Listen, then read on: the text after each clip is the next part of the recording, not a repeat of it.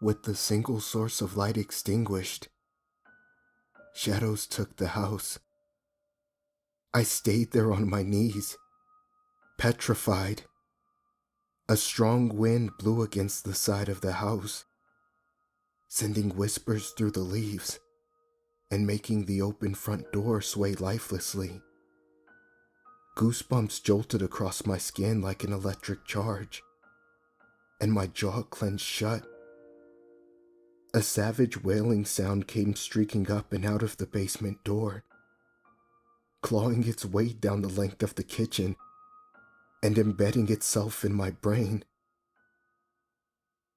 This was a voice I knew, a friendly, loving voice on the end of the phone on my darkest of nights. It was a voice in pain. It was Pat's voice.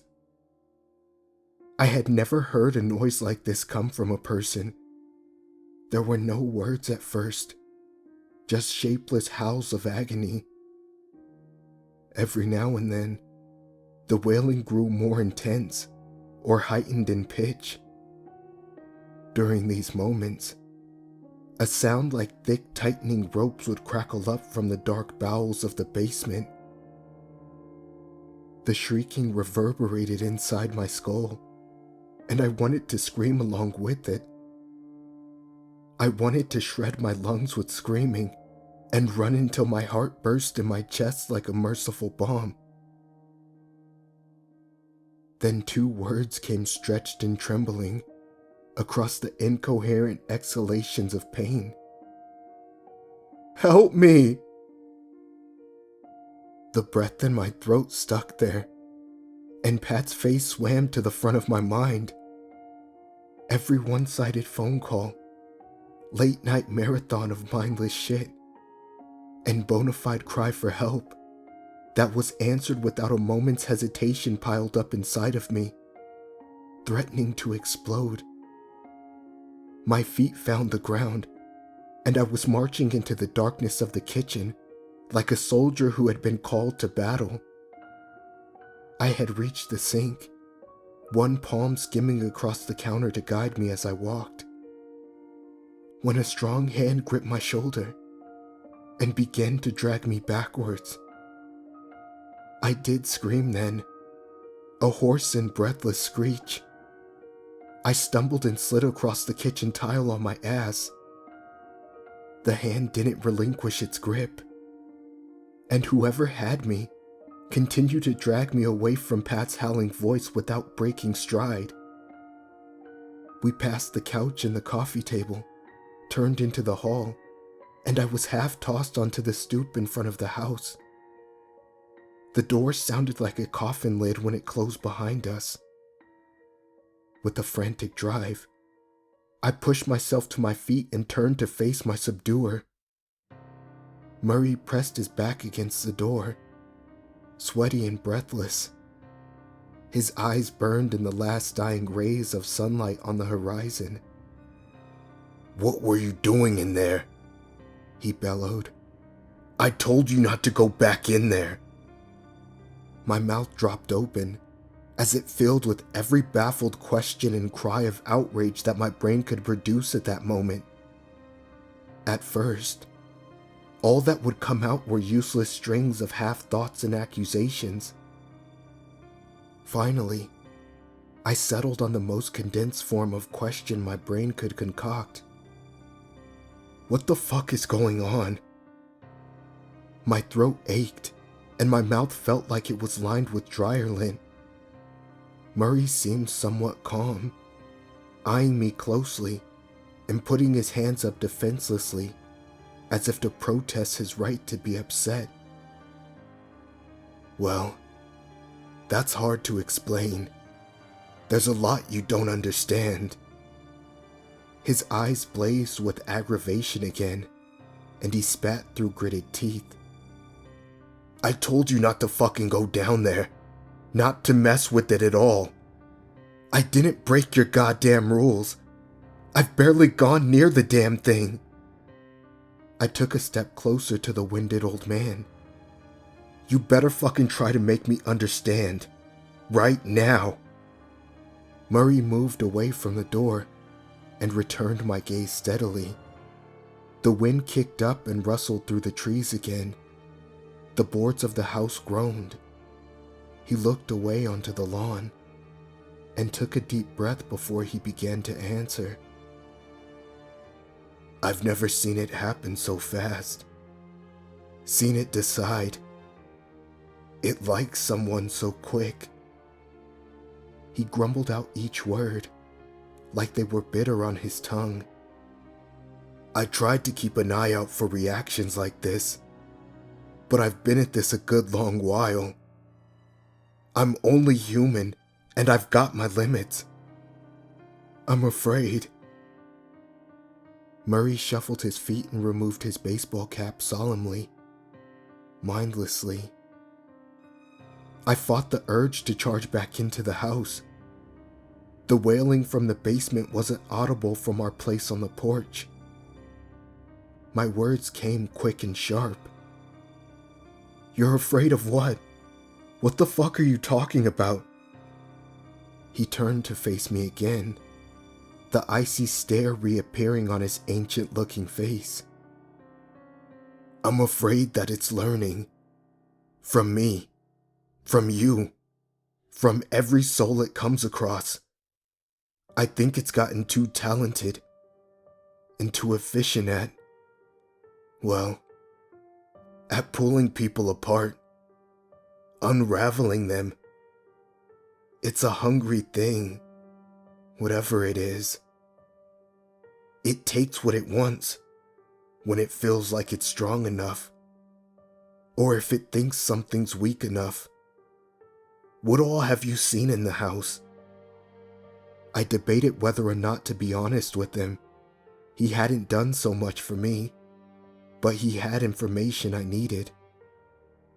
Knocking on the door in the kitchen, I've seen the light turn on down there, and I've seen a shadow, feet beneath the door. I close my eyes and I can see it. The door, just waiting for me. Murray looked down and shivered. I thought it was pity. He turned away from me again and spoke softly with his gravelly voice. It likes to play with people.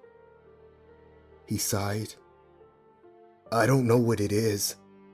Not exactly. I don't know who would know that.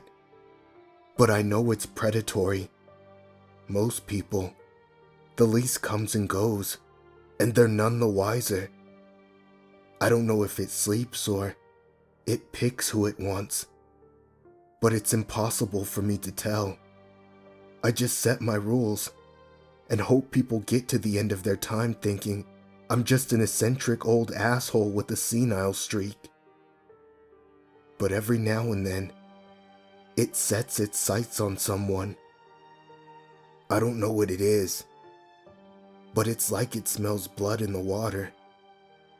I got small complaints at first. Strange noises, light malfunctions, things going missing. I checked for pests, leaks, ventilation problems, you name it.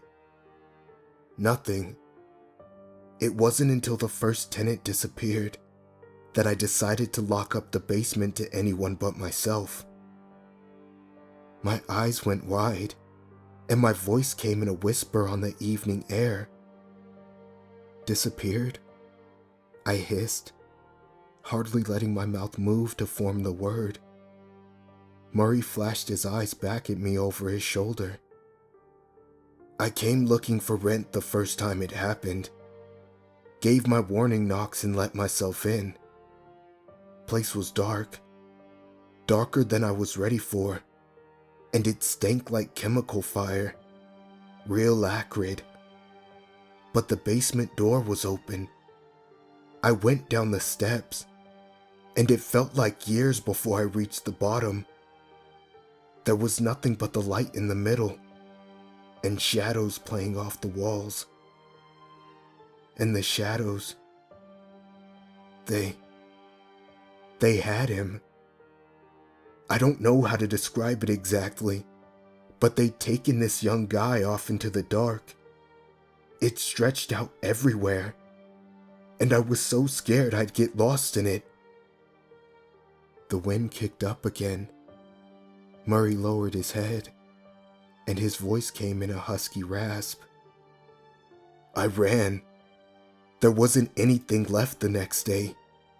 Just a basement down there. Dust and cobwebs. The guy's stuff was still in there, though. So I did the only thing I could think to do. There's no way I don't go to prison for this. I mentioned the basement, and you were immediately suspicious of me. It was easier to store all of his things that were left behind than it was to explain. He looked up at me, monitoring my reaction. Outrage burned in my cheeks, and my jaw hung open. So what? You've just been offering people to this thing? You've got to get your rent, huh? What the hell is wrong with you? Murray turned to face me, and his eyes flashed like dying coals. His gruff voice wavered as he spoke. I tried to keep the house empty. You don't think that was the first thing I did? No way did I want to send another soul in there, like home delivery for those fucking things. I took the place off the market, deleted all the listings, and boarded the bastard up. Doors, windows, the fucking chimney. I would have burned it down if it didn't look like an insurance scam. Fuck it, let it rot, right? He took a step closer to me, breathing his words into my face. But it's hungry, you see. It's predatory. About a month after I closed her off, I was in Chicago visiting my sister and her kid. They put me up in a hotel in the city, full suite and everything. I hadn't thought about this fucking house for months, but when I went to turn in for the night, it was there. That light beneath the door. The line of yellow light peeking into the darkened world of the house appeared in my mind, and I looked down. Murray nodded grimly. It was there beneath the hotel room door. It was the basement light. The light went on and off for an hour before the knocking started. I thought I'd finally blown a circuit in my brain, but it made me just crazy enough to open the damn door. I looked at him again. The icy clear focus I saw there. It made me shake. He spoke again. The basement was there. It had followed me to Chicago. The light went off, and something started coming up the steps towards me. I slammed the door and didn't sleep that night. The message was clear then. As long as there was someone between me and it, I'd be okay. But I had to rent the house out. You have to believe me. I had to. I wanted to hate him, to call him a coward, but thinking of the silhouette, standing and waiting on the other side of the door, and that taunting, playful sound of the light bulb's chain being tugged, made me wonder what I wouldn't do to be free from this nightmare. Then, Pat's agonized voice came to my mind again, and my hands flew at my face at the thought of what was being done to him. The sounds, those stretching, tightening sounds. A scream came lunging out of the recesses of the house, and both Murray and I spun to face the front door. I launched myself toward the entrance, but Murray sprang forward and grabbed me. He spoke through gritted teeth as I struggled to get free of his grasp. What was that noise? He's still in there. Murray swung me around and pressed me against the wall of the house. Jesus Christ! You brought someone else? A great shriek came from deep within the house, making Murray's jaw drop and loosening his grip on me. I pulled away from him and scrambled for the door, But his hands found me again. My words came increasingly frantic breaths and sobs. Pat's in there. He's my friend, man. He's my friend and he just wanted to help. And it's hurting him. Whatever it is, it's hurting my friend. It took him. It took him and it wanted me. I have to go back for him. Get the fuck off of me. The tears had begun to track down my cheeks. The older man held fast to the collar of my shirt, and pity flared up in his eyes. I'm sorry, but I don't think there is any getting him back. Anger bloomed in my brain then, a deliberate and unshaking spite for the situation. My friend who was always there when I needed him, needed me. He came to help me, and it would take whatever demise the shadows had planned in that basement for me to keep me from coming for him. I shoved Murray away with unfamiliar strength and drew in deep, feverish breaths through my nose. You can't make me leave him. He wouldn't leave me. Murray looked at me sadly for a long second before taking another step back. I'm sorry. I can't go back in there. I won't. He ran off the porch towards his waiting truck. Again, I wanted to judge him, but he only did what I wanted to do, what anyone would want to do.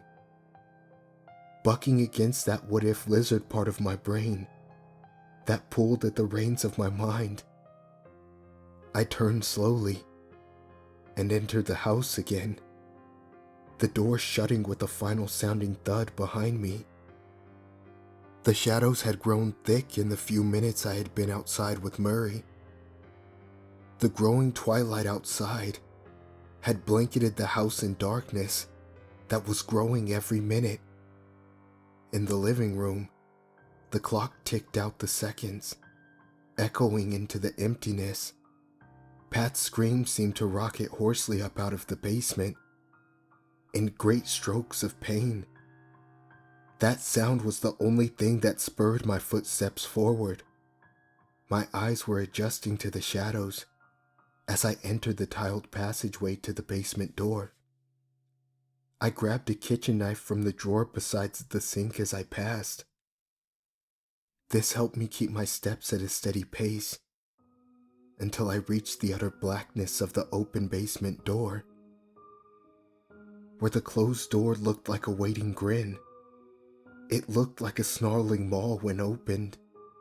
It looked like an entrenched predator's mouth just waiting, daring some foolish animal to venture into the shadows. Just for a moment, that's all it took.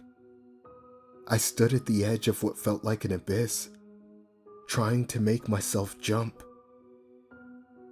Pat screamed again, his voice tightening and screeching upward until it became an animal squeal.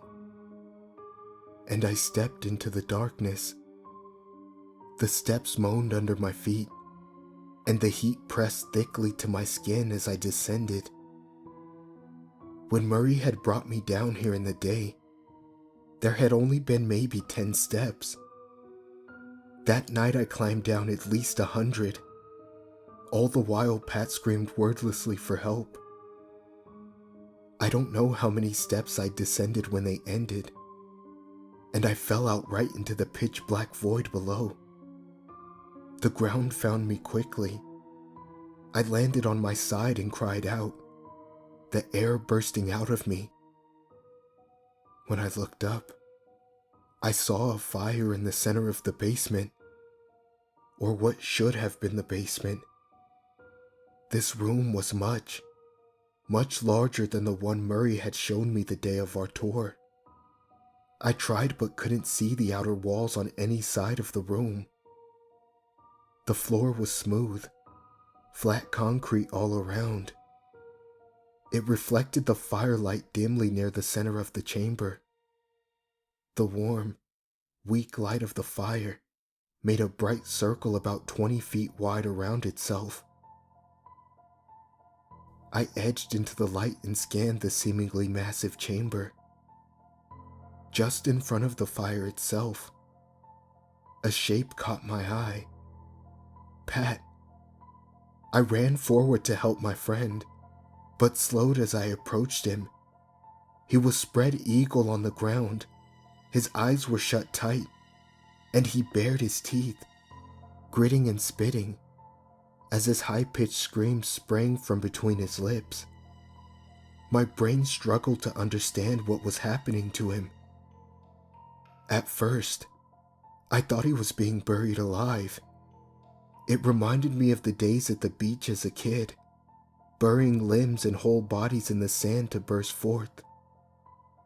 The transition from limb to ground was so neat and smooth that my eyes hardly believed it. His legs stopped in a smooth, straight plane just below his knees, and the concrete began.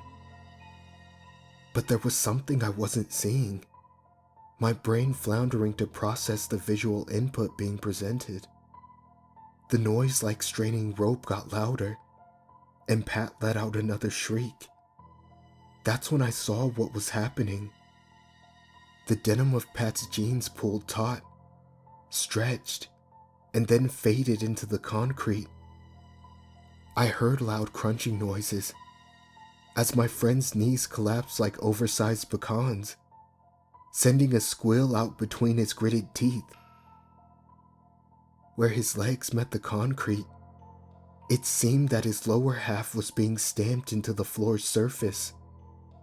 2 legs, tennis shoes and jean cuffs included, appeared black and inky on the concrete. Pat's fingers dug at the floor behind him, trying to pull himself away from whatever force was slowly flattening and devouring his body. On the ground, the silhouette of Pat's legs began to shimmer and flicker in the firelight. It looked like the shadowy image was steaming, sending up a strong bitter smell and stinging my eyes. I looked beside Pat's newly stamped shadow. A stone rose in my throat, and an audible gasp hissed between my lips. Another shadow crawled beside Pat, the shadow of a man that moved in jitters and shudders. This shape moved without anything to cast it, and it was growing. It slithered up beside Pat and snaked what looked like claws up to the shadow being made of his lower body. Elongated fingers raked across the concrete where Pat's legs once were.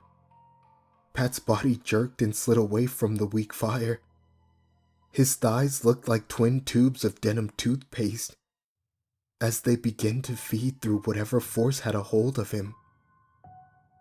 Another high squeal of anguish spat out of Pat's lips, and I ran forward. Skirting the moving shadow, I came around Pat's left side and took his arm in both of my hands. He looked up at me, straining to grip as tightly as he could. His eyes were hopeful in that moment. I would get him out of this. We would make it. A violent retching tug came from Pat's midsection, and it looked like his chest cavity went from 3 dimensions to 2 in the space of a second. The skin of Pat's face turned an impossible blue and purple color, and blood jetted out of every orifice it could find. He made a noise like a vacuum cleaner stuck on a curtain. I think he was trying to breathe. All I can be sure of is I felt bones in my hands starting to crack in Pat's death grip. I think he said one last thing to me. It's hard to be sure, but I think he did. I want to believe he did. Whatever helps us sleep, I guess. Run! It rasped its way out of his lips, and his eyes rolled back up into his skull. He was gone, and my feet found themselves again. I turned to flee, but was wrenched backwards by the iron grip still anchoring me to Patrick's vanishing form. His hand clutched mine in an inescapable iron trap. I grabbed my trapped left hand with my free right and tugged desperately. The moving shadow gave another jerking motion. A whip went through Pat's body, and the rest of him sank into the concrete. A shaded imprint of Pat's form lay nearly stamped onto the floor. It shimmered and billowed like a cloud. There were no features of the now flat face. The pain and blood were replaced by solid black.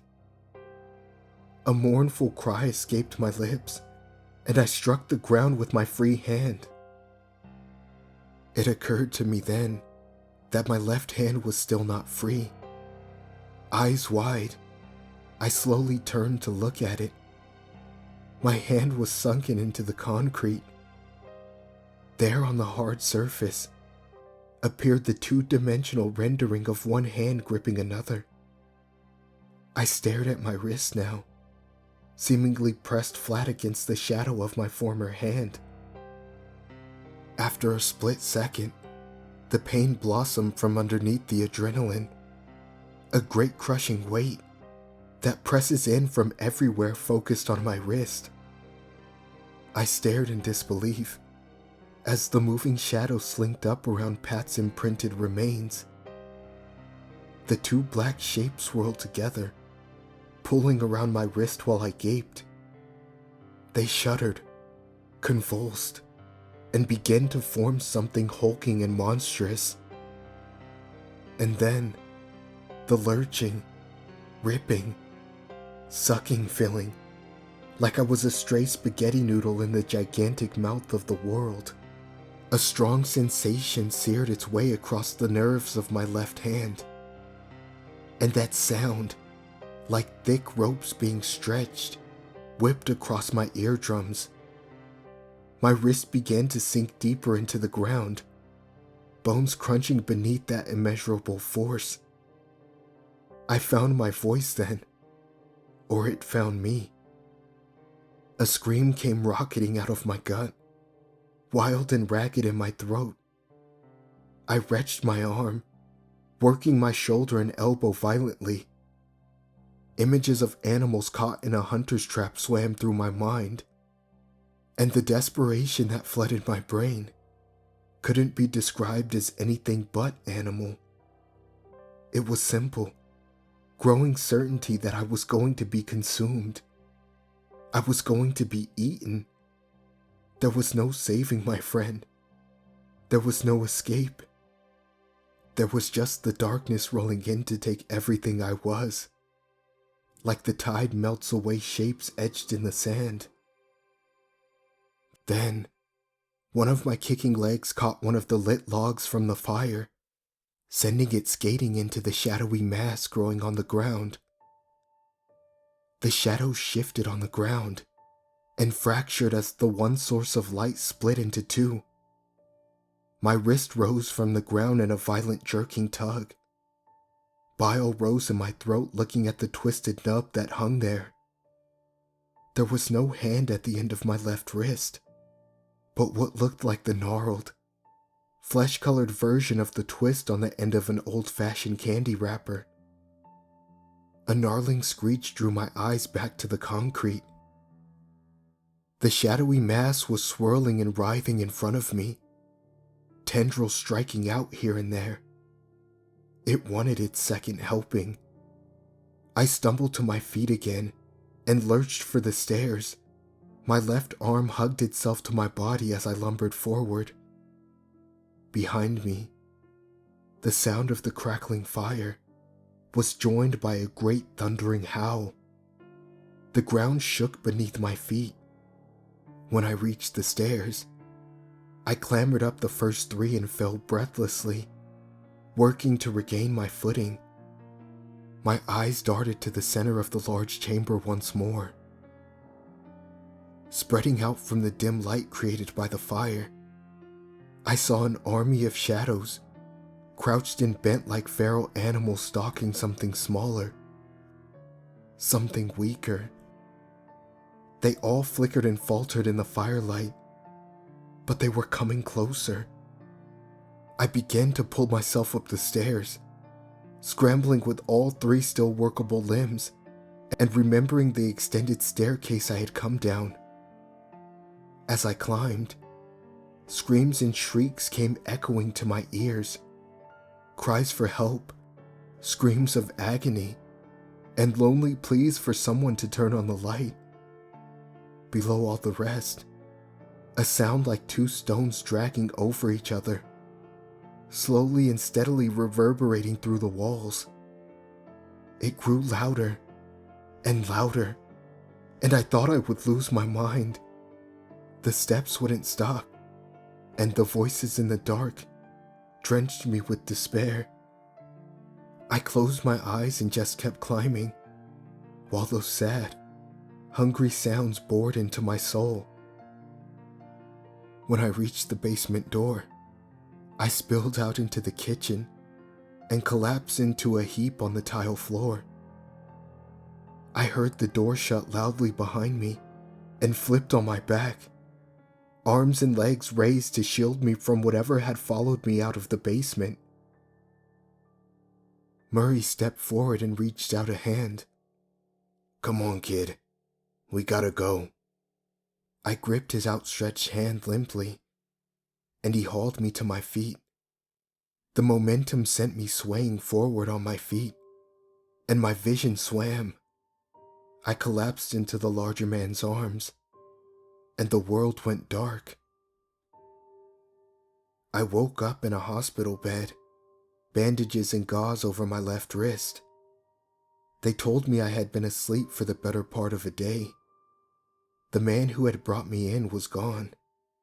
They asked me a lot of questions. The doctors, the police, my friends. I didn't have answers for them. I could hardly bring myself to speak at all. What explanation could I give them? How could I explain any of this to myself honestly, without feeling like lines of my reality were starting to go fuzzy? My parents insisted that I come stay with them for a while. I accepted. Murray's phone was disconnected, and he disappeared off the web. I quit my job. My chest felt too heavy to sit up in the mornings. The days started to blur together. Sleep was my refuge for a while. I was on a sedative, and the dreamless periods of unconsciousness were like oxygen. A couple of months after I started taking them, the dreams came back. Or I think they're dreams.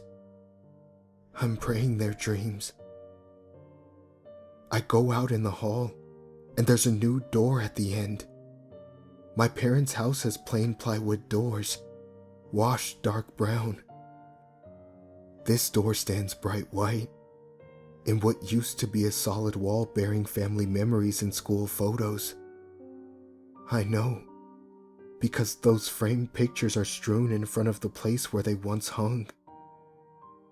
Beneath the door, there's a soft yellow light, radiating out into the darkness of the hallway. It glints off the glass of the pictures and twinkles in my eyes.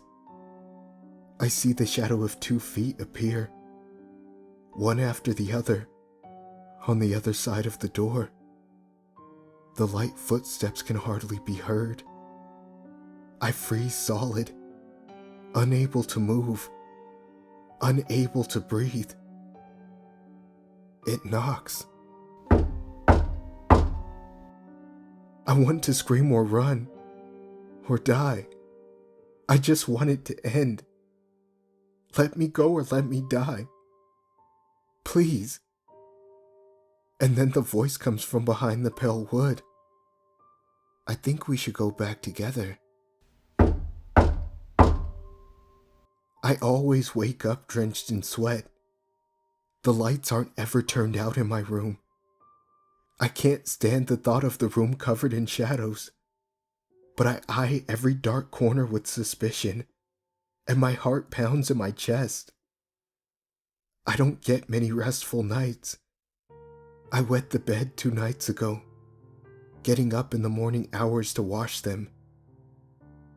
Last night, I didn't sleep, but the door was there anyways. I heard the knocking from my bedroom. It was loud and demanding, echoing out into the house with every strike. I crept out into the hall from my bedroom, eyes on the ground. The knocks crashed out into the darkness, and I looked up. Hello again. I know it this time. You've been dreaming about me. I didn't stop dreaming about you. My lower lip trembled, and I thought I might cry. I lurched forward towards the door, and the pale yellow light appeared beneath.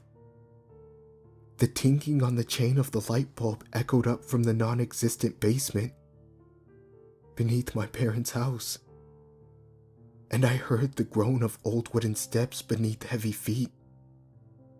The shadow appeared beneath the door when I approached its surface. The low sound I remembered from the basement ground out from below. A sound like God grinding his teeth together.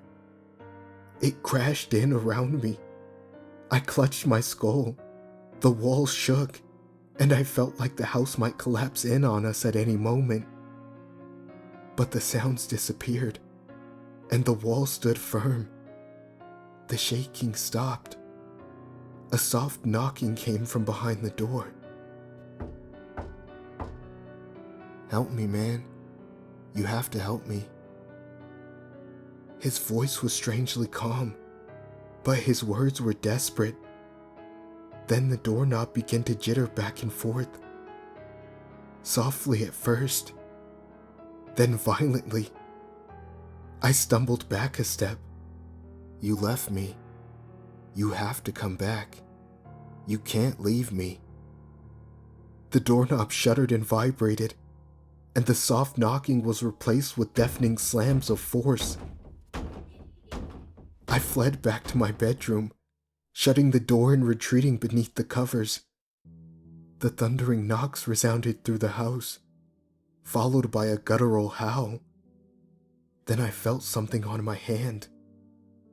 My left hand. At first, I couldn't pinpoint the feeling, nor grasp the regained sensation. My mouth hung open as I stared at the twisted place at the end of my wrist. The pain started, and I realized what the feeling was. Teeth. 100 little mouths were digging into the flesh of my stolen hand.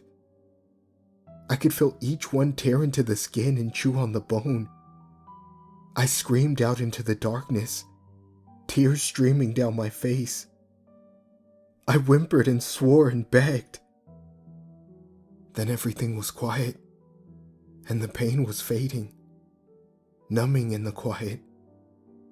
The voice came again. I want to help. Let me help. I woke up this morning, breathless and sweating. My left wrist aches. I'm afraid. I can't reach Murray. His phone number has been disconnected. My parents won't be here this weekend. It's just me. And I'm afraid. I'm afraid of what's coming tonight. I'm afraid of seeing that door again. I'm afraid of hearing Pat's hurt, demanding voice. I'm afraid that if the door is there again tonight, and Pat comes knocking, I'll answer it. I'm afraid.